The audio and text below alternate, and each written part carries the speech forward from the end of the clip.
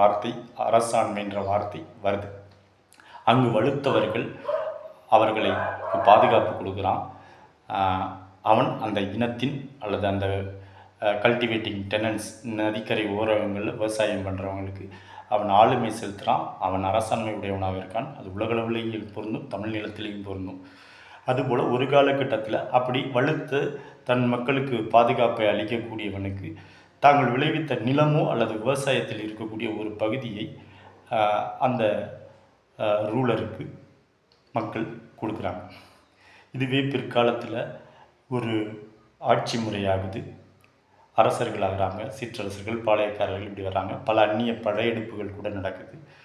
எல்லாவற்றிலுமே நிலம், அந்த நிலத்திலிருந்து ஒரு விவசாயம். இந்த நிலம் சார்ந்த விவசாயம் அல்லது நிலம் சார்ந்த உற்பத்தி பொருள் ஒன்று இருக்கும்ல, கடல் மீன்கள், இதை